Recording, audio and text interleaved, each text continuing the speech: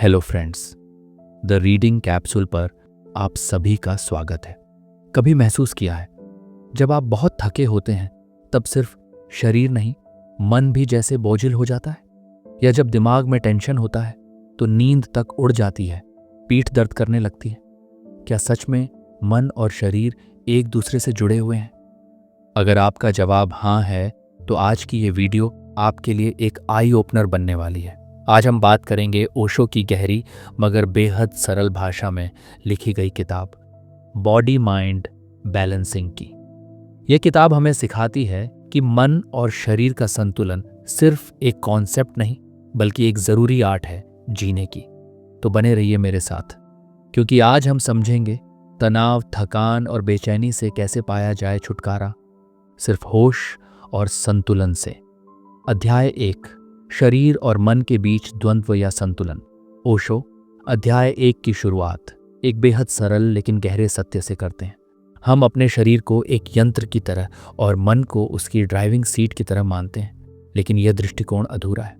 ओशो हमें आमंत्रित करते हैं कि हम इस द्वैत को पहचानें और उससे मुक्त हों, क्योंकि जब तक शरीर और मन में द्वंद्व रहेगा तब तक जीवन में शांति और आनंद असंभव है।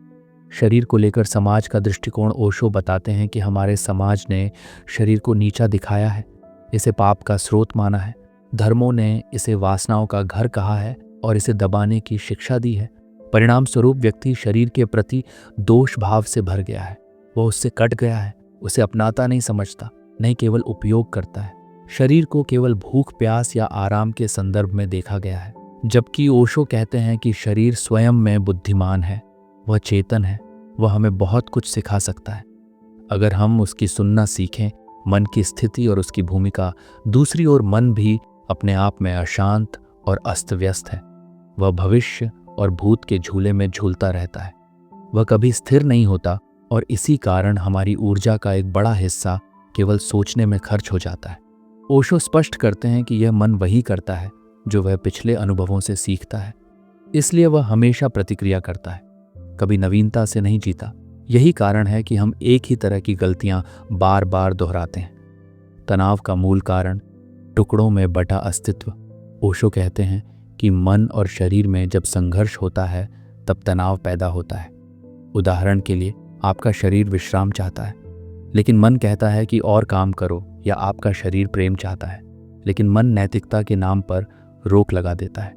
इस संघर्ष की अवस्था में ऊर्जा फूट जाती है, बिखर जाती है और व्यक्ति भीतर से थक जाता है, खोखला हो जाता है। ओशो का समाधान, शरीर को सम्मान दो और मन को मौन में लाओ। ओशो इस अध्याय में समाधान भी देते हैं। वह कहते हैं, शरीर को दबाओ नहीं, उसका सम्मान करो, उसकी ज़रूरतों को समझो, उसकी भाषा को पहचानो। वह कभी झूठ नहीं बोलता। साथ ही मन को आदेश देना बंद करो, उसे मौन की ओर ले जाओ। ध्यान के माध्यम से उसे शांत करना सीखो। जब मन शांत होता है और शरीर मुक्त होता है तब दोनों में गहरी संगति बनती है। यही संगति वास्तविक स्वास्थ्य है। ध्यान की शुरुआत कैसे करें? ओशो ध्यान की शुरुआत सजगता से करने की बात करते हैं। वह कहते हैं, कोई भी क्रिया जैसे चलना, खाना या सांस लेना अगर पूरी जागरूकता से की जाए तो वह ध्यान बन जाती है। और यही पहला कदम है शरीर और मन को एक राग में लाने का। अध्याय 1 में ओशो ये संदेश देते हैं कि शरीर को नीचा मानना और मन को श्रेष्ठ मानना हमारी सबसे बड़ी भूल है। इसने हमें खंडित कर दिया है और इस खंडन से तनाव उपजता है। हमें दोनों को सम्मानपूर्वक स्वीकार करना होगा और उनके बीच संतुलन पैदा करना होगा, तभी हम वास्तविक आनंद का अनुभव कर सकेंगे। अगर आपके शरीर की हर क्रिया के पीछे कोई गहरी बुद्धिमत्ता छिपी है तो क्या आप अब तक सिर्फ मन की आवाज़ सुनकर अपने शरीर की उपेक्षा कर रहे थे? इसका उत्तर जानने और अगला कदम समझने के लिए चलिए मिलते हैं अगले अध्याय में, जहां ओशो बात करते हैं ध्यान की गहराइयों और उसके वैज्ञानिक पहलुओं पर। अध्याय 2, विचार शून्यता का विज्ञान। इस अध्याय में ओशो एक ऐसे विषय को उठाते हैं जो साधारण समझ से परे है, विचारों से परे जाना। हमने अक्सर सुना है कि सोचो, समझो, विचार करो, लेकिन ओशो एक बिल्कुल उल्टा मार्ग दिखाते हैं। वह कहते हैं, जब तक विचार है तब तक आप वास्तविक नहीं हैं, आप केवल ध्वनि और शब्दों के खेल में खोए हुए हैं। विचार शून्यता यानी नो माइंड ही सच्चा ध्यान है, और वहीं से शरीर और मन का असली मेल शुरू होता है। मन की प्रकृति क्या है? ओशो मन की तुलना एक कंप्यूटर से करते हैं। वह कहते हैं जैसे कंप्यूटर में सिर्फ डाटा होता है, उसी तरह हमारे मन में भी सिर्फ स्मृतियां, धारणाएं और अनुभवों की पुनरावृत्ति होती है। ये कुछ नया नहीं सोचता, ये केवल पुराने को दोहराता है। इसलिए मन में जीना मतलब अतीत में जीना या भविष्य की कल्पना में खोए रहना है। जो कुछ वास्तविक है वह केवल वर्तमान में है, लेकिन विचार हमेशा वर्तमान से भागते हैं। विचारों की गति से मुक्ति क्यों जरूरी है? ओशो कहते हैं विचार थकाते हैं।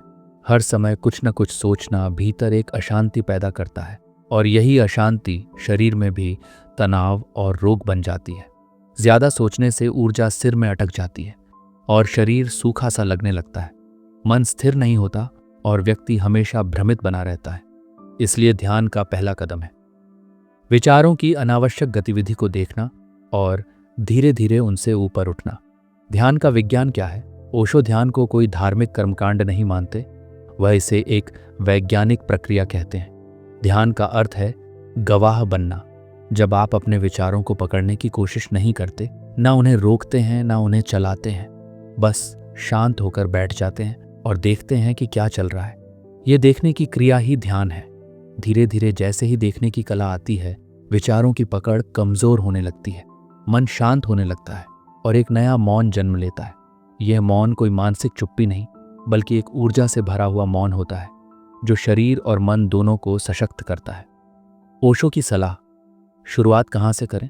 ओशो कहते हैं शुरुआत बैठने से नहीं होती। आप इतने भरपूर विचारों से भरे हैं कि अगर सीधा मौन बैठने का प्रयास करेंगे तो और बेचैनी होगी। इसलिए वह सक्रिय ध्यान यानी डायनेमिक मेडिटेशन की बात करते हैं। इसमें पहले 5 चरण होते हैं। तेज सांस लेना, शारीरिक गति, भावनाओं की अभिव्यक्ति, नाद या ध्वनि, और अंत में मौन। यह प्रक्रिया शरीर की दबी हुई ऊर्जा को बाहर निकालती है, जिससे मन स्वतः शून्य की ओर जाने लगता है।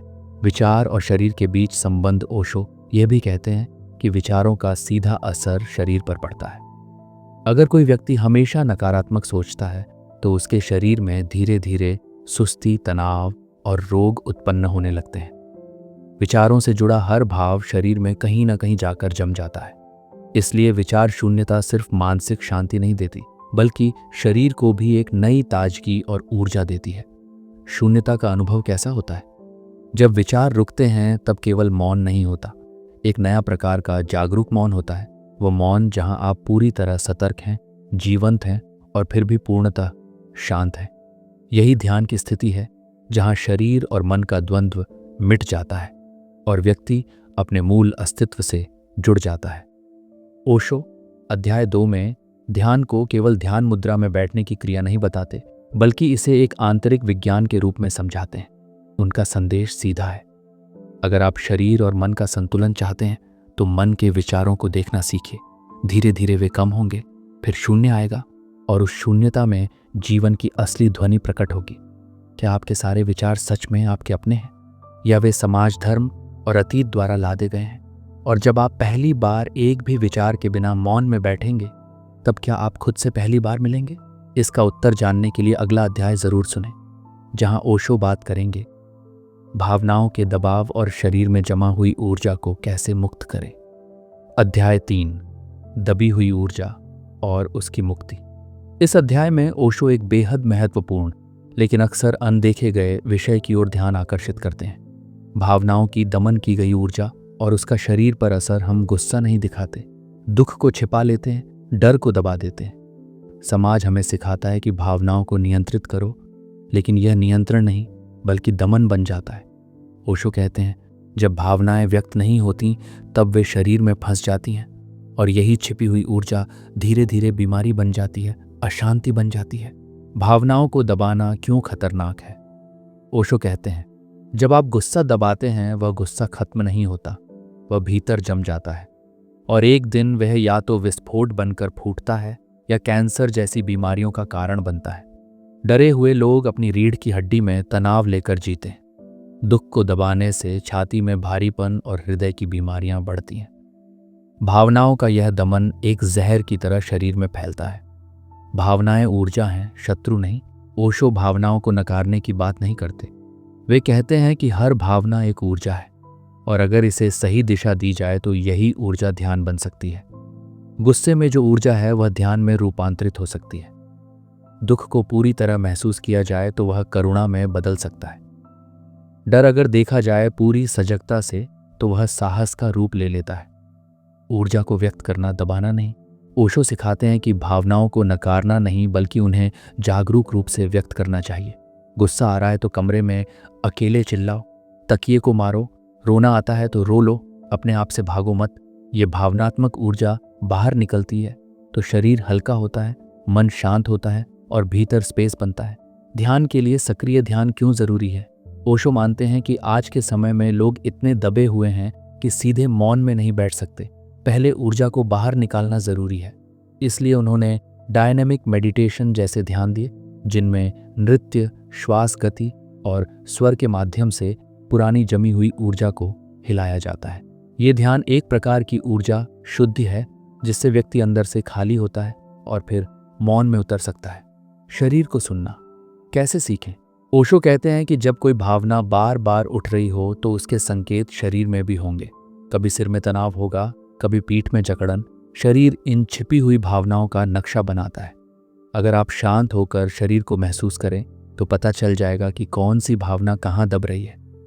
यही सजगता आपको उसके प्रति जागरूक बनाती है और जब आप देखना सीखते हैं तो वह भाव स्वयं बाहर आ जाता है। स्वस्थ होने का पहला कदम ऊर्जा की स्वतंत्रता। ओशो स्पष्ट करते हैं कि अगर आप ऊर्जा को बहने नहीं देंगे तो वह सड़ने लगेगी। स्वास्थ्य का अर्थ है शरीर और मन में ऊर्जा का सहज प्रवाह। जहाँ कोई दमन नहीं वहाँ कोई तनाव नहीं, और जहाँ तनाव नहीं वहाँ ध्यान की संभावना होती है। इसलिए पहला कदम है खुद से ईमानदार होना, अपनी भावनाओं को देखना और उन्हें सजगता से व्यक्त करना। इस अध्याय में ओशो हमें यह सिखाते हैं कि हम सिर्फ विचारों में ही नहीं, भावनाओं में भी फंसे हुए हैं, और जब तक ये दबी हुई भावनाएं बाहर नहीं आती तब तक मन और शरीर में हल्कापन नहीं आता। ओशो ध्यान को भावनाओं के प्रति सजगता से जोड़ते हैं। उनका संदेश है, भावना कोई समस्या नहीं है, उसे दबाना समस्या है। स्वस्थ जीवन वही है जहां आप अपनी ऊर्जा को सहजता से बहने देते हैं, बिना अपराध बोध और बिना डर के।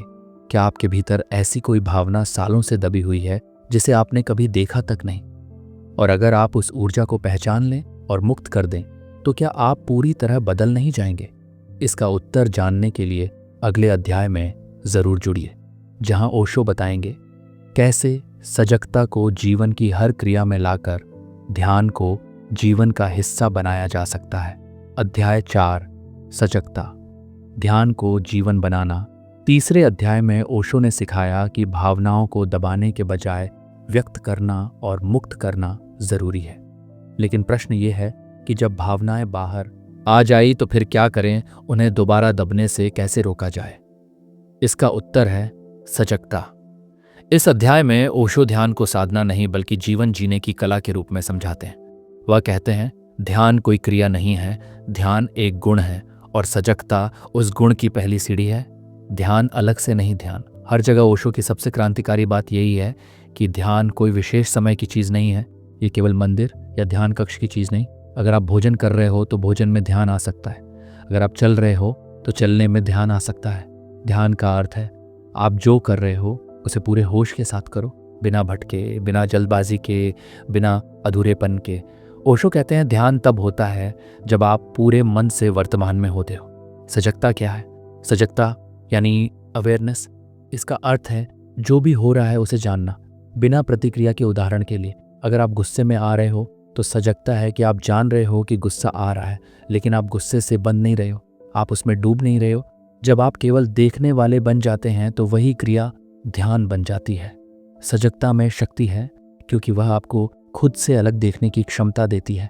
वह आपको विचारों और भावनाओं से एक दूरी पर खड़ा करती है और वहीं से बदलाव शुरू होता है। सजगता और मशीन जैसी आदतों में फ़र्क ओशो बताते हैं कि इंसान एक मशीन की तरह जीता है। आप ब्रश करते हैं लेकिन ध्यान नहीं होता। आप खाते हो पर स्वाद नहीं लेते। आप चलते हो पर जान नहीं पाते कि पैर कैसे उठ रहे हैं। ये सब अनकॉन्शियस जीवन है। ओशो कहते हैं ध्यान का आरंभ यहीं से होना चाहिए, सामान्य गतिविधियों को भी अगर पूर्ण जागरूकता से किया जाए तो धीरे धीरे चेतना जागने लगती है। फिर जीवन की हर क्रिया साधना बन जाती है। सजगता को विकसित कैसे करें? ओशो कुछ सरल उपाय सुझाते हैं। 1. धीरे करो। कोई भी काम जल्दी मत करो, क्योंकि जल्दी करने से आप होश खो बैठते हो। 2. कम करो, कम बोलो, कम खाओ, कम प्रतिक्रिया करो, ताकि ऊर्जा भीतर बचे। 3. हर क्रिया को देखो। जैसे ही आप बोलो, देखो कौन बोल रहा है, कैसी आवाज है, क्या भाव है। 4. रात को दिन की घटनाएं पुनः देखो। आप कब सजग थे, कब बेहोश थे, ये जानना अभ्यास को गहरा करता है। ओशो कहते हैं कि ये छोटे छोटे अभ्यास ध्यान की भूमि बनाते हैं। सजगता और शरीर का संबंध। ओशो के अनुसार अगर आप अपने शरीर को सजगता से देखना शुरू कर दो तो शरीर अपने आप संतुलन में आ जाता है। आपको अलग से कोई डाइट या एक्सरसाइज प्लान की ज़रूरत नहीं पड़ती, क्योंकि सजगता शरीर की ज़रूरतों को स्पष्ट रूप से सुनने लगती है। कब थक गए, कब आराम चाहिए, कब खाना नहीं चाहिए, ये सब शरीर खुद बताता है। सजगता शरीर की भाषा को समझना सिखा देती। ऐ ध्यान को सहज बनाओ, ज़बरदस्ती नहीं। ओशो चेतावनी देते हैं कि ध्यान को ज़बरदस्ती मत बनाओ। अगर आप सोचते हो कि मुझे ध्यान करना है, तो वह भी एक मन की योजना बन जाती है। ध्यान तब होता है जब आप बिना योजना के केवल होश में होते हो, जैसे कोई बच्चा खेल में होता है, पूरा डूबा हुआ। वैसा ही होना ध्यान है। ओशो इस अध्याय में ध्यान को केवल बैठने की विधि से निकालकर जीवन की हर क्रिया में ले आते हैं। वह कहते हैं, अगर आप सजग होकर जीना सीख जाए तो ध्यान अपने आप घटता है। सजगता वह बीज है जो धीरे धीरे आपको भीतर की ओर ले जाता है, और जब सजगता स्थायी हो जाती है तो जीवन एक ध्यान बन जाता है। फिर मन शांत होता है, शरीर संतुलित होता है और अस्तित्व से सीधा संपर्क बनता है। क्या आप पूरे दिन में एक भी ऐसा पल जीते हो जब आप पूरी तरह सजग हो? अगर नहीं तो क्या आप सच में जागकर जी रहे हो या केवल पुराने पैटर्न दोहरा रहे हो? और अगर जीवन को जीने की यही मशीनियत है तो फिर जागरूक जीवन कैसा होगा? जानने के लिए अगले अध्याय में जुड़िए, जहां ओशो बताएंगे रिलैक्सेशन यानी शिथिलता की असली परिभाषा और उसकी शक्ति। अध्याय 5, शिथिलता, भीतर की सहजता की कला।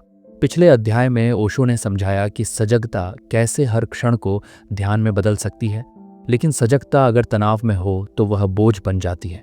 इसलिए ध्यान के दूसरे पहलू पर ध्यान देना जरूरी है, रिलैक्सेशन यानी शिथिलता। इस अध्याय में ओशो एक बहुत ही गहरे सत्य को उजागर करते हैं। वे कहते हैं, जो व्यक्ति पूरी तरह शिथिल हो जाता है वही ध्यान में उतर सकता है, और यह शिथिलता केवल शरीर की नहीं है, ये मन की है, आत्मा की है, अस्तित्व के साथ एक होने की है। शिथिलता का अर्थ क्या है? शिथिलता का अर्थ आलस्य नहीं है, ये निष्क्रियता भी नहीं है। ओशो कहते हैं, रिलैक्सेशन वह स्थिति है जिसमें आप बिना किसी कोशिश के पूरी तरह जागरूक और सहज हैं। यह तब घटता है जब आप किसी भी मानसिक या शारीरिक प्रयास को छोड़ देते हैं। ना कुछ करना है, ना कहीं पहुंचना है, बस होना है। और इस होने की स्थिति में शरीर और मन अपने आप संतुलित हो जाते हैं। तनाव कैसे जन्म लेता है? ओशो के अनुसार तनाव तब पैदा होता है जब आप किसी और बनना चाहते हैं, जब आप अपनी वर्तमान स्थिति को अस्वीकार करते हैं। यह अस्वीकृति ही तनाव है। हमेशा कुछ बनने की दौड़, हमेशा किसी लक्ष्य को पकड़ने की होड़, यही शरीर में जकड़न और मन में भारीपन पैदा करती है। ओशो कहते हैं, जो है उसे पूरी तरह स्वीकारो, वहीं से रिलैक्सेशन शुरू होता है। शरीर को शिथिल करना कैसे सीखें? ओशो सुझाव देते हैं कि आप दिन में कई बार शरीर की भाषा को सुनें। कभी आंखें बंद करके सिर्फ यह देखें कि कौन सा अंग तनाव में है। कंधे, जबड़ा, माथा, हाथ, पेट, हर जगह अनावश्यक खिंचाव होता है। जैसे ही आप उसे देख लेते हैं और कहते हैं छोड़ दो, तो शरीर अपने आप ढीला पड़ने लगता है। यह अभ्यास अगर धीरे धीरे किया जाए तो पूरे शरीर में एक नई सहजता उतरने लगती है। फिर शरीर ध्यान का सहयोगी बनता है, बाधा नहीं। मन को शिथिल करना कैसे संभव है? शरीर को शिथिल करना अपेक्षाकृत आसान है, मन को शिथिल करना कठिन लगता है, क्योंकि वह हर समय भागता रहता है। ओशो कहते हैं, मन को शिथिल करने का उपाय यह नहीं है कि उसे रोको, बल्कि उसे देखने लगो। जैसे ही आप विचारों को देखना शुरू करते हैं, बिना हस्तक्षेप के वे धीमे होने लगते हैं। मन की गति कम होती है और एक बिंदु पर जाकर रुक जाती है। वहीं से ध्यान शुरू होता है।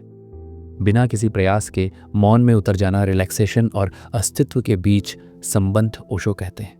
जब आप पूरी तरह रिलैक्स हो जाते हैं तो अस्तित्व अपने आप आपके भीतर उतरता है। आप पृथ्वी से जुड़ जाते हैं, सांस सहज हो जाती है, हृदय की धड़कन शुद्ध संगीत बन जाती है। यह कोई सिद्धि नहीं है, ये बस ना करने की कला है। और जो व्यक्ति करना छोड़ देता है वह पहली बार जीना शुरू करता है। रिलैक्सेशन कोई तकनीक नहीं, एक दृष्टिकोण है। ओशो बार बार चेताते हैं कि शिथिलता को कोई तकनीक मत बनाओ। अगर आप रिलैक्स होने की कोशिश कर रहे हो तो आप पहले ही चूक गए। शिथिलता कोई उपलब्धि नहीं है, यह बस छोड़ देने का एक मौन अनुभव है। आप जितना कम करते हो उतना गहरा उतरते हो, और एक समय ऐसा आता है जब शरीर भी गायब हो जाता है, मन भी, और केवल मौन रह जाता है। जीवित मौन। इस अध्याय में ओशो सिखाते हैं कि ध्यान में उतरने के लिए केवल सजगता पर्याप्त नहीं है, सजगता के साथ शिथिलता जरूरी है। तनाव से भरा हुआ सजग मन केवल एक जागरूक थकान है, लेकिन जब सजगता और शिथिलता एक साथ आती है तब ध्यान का वास्तविक फूल खिलता है। ओशो का संदेश है, जो खुद को छोड़ देता है उसे ही पूरा अस्तित्व पकड़ लेता है।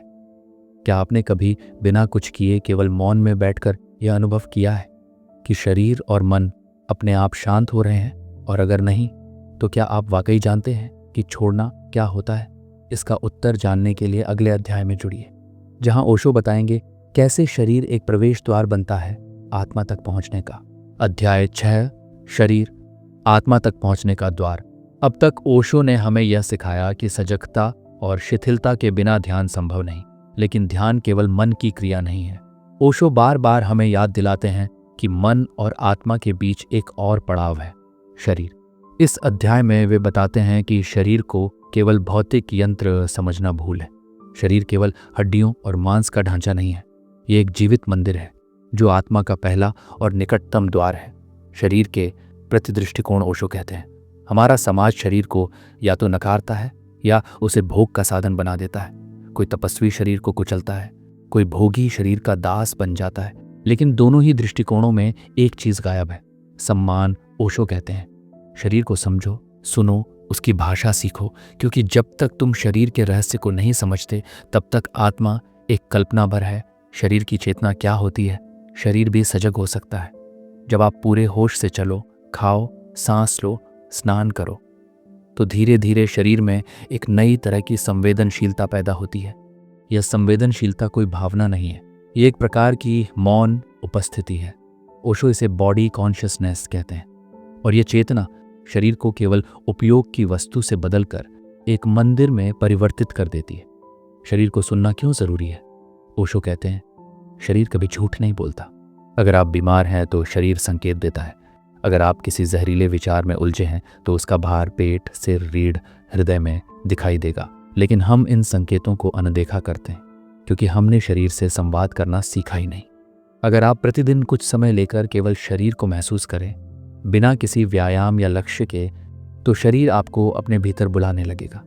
यह भीतर उतरने की कला है, बाहर से भीतर आने का मार्ग। सांस, शरीर और आत्मा के बीच की कड़ी। इस अध्याय में ओशो यह भी समझाते हैं कि शरीर और आत्मा के बीच जो पुल है वह है सांस। सांस न तो पूरी तरह शारीरिक है न पूरी तरह मानसिक, यह बीच की रेखा पर है। और यही वजह है कि लगभग सभी ध्यान विधियों में सांस को केंद्र में रखा जाता है। ओशो कहते हैं, अगर तुम सिर्फ अपनी सांस को सजग होकर महसूस कर सको तो एक दिन यह सांस तुम्हें आत्मा के द्वार तक ले जाएगी। नृत्य, शरीर के माध्यम से ध्यान। ओशो यह बताते हैं कि शरीर को अनुभव करने का सबसे जीवंत तरीका है नृत्य। नृत्य जब सजगता और शिथिलता के साथ किया जाए तो वह शरीर की ऊर्जा को भीतर की ओर मोड़ देता है। यह नृत्य कोई कला नहीं है, कोई स्टाइल नहीं, ये सहज बहाव है। जब शरीर खुद ही हिलने लगे और मन केवल देखने वाला हो जाए, वही ध्यान है। ओशो कहते हैं, नृत्य इतना पूर्ण होना चाहिए कि नर्तक ही ना बचे, केवल नृत्य रह जाए। शरीर को आध्यात्मिक यात्रा से अलग मत करो। ओशो चेतावनी देते हैं कि ध्यान और आत्मा की खोज में शरीर को त्यागना सबसे बड़ी भूल है। शरीर की उपेक्षा करके ध्यान कभी नहीं घट सकता, बल्कि शरीर को जितना सम्मान दोगे उतना ही वह ध्यान में सहयोगी बनेगा। शरीर ही पहला दरवाजा है, अगर इसे ठीक से पार कर लिया तो शेष यात्रा अपने आप घटने लगती है। इसलिए ओशो कहते हैं, ध्यान के मंदिर का पहला स्तंभ तुम्हारा शरीर है। उसे टूटने मत दो, उसे समझो और उससे प्रेम करो। इस अध्याय में ओशो हमें वापस जमीन पर लाते हैं। वह कहते हैं, तुम आत्मा की बातें कर सकते हो, लेकिन जब तक शरीर के रहस्य को नहीं समझा तब तक सब कल्पना है। शरीर तुम्हारा सबसे निकटतम सत्य है। वह हर क्षण मौन भाषा में बोलता है।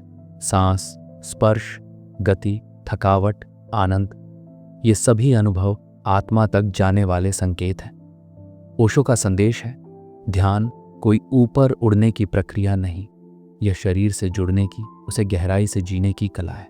आज आपने ओशो के दृष्टिकोण से यह समझा कि शरीर केवल एक यंत्र नहीं, बल्कि आत्मा तक पहुंचने का प्रथम और सबसे सजीव द्वार है।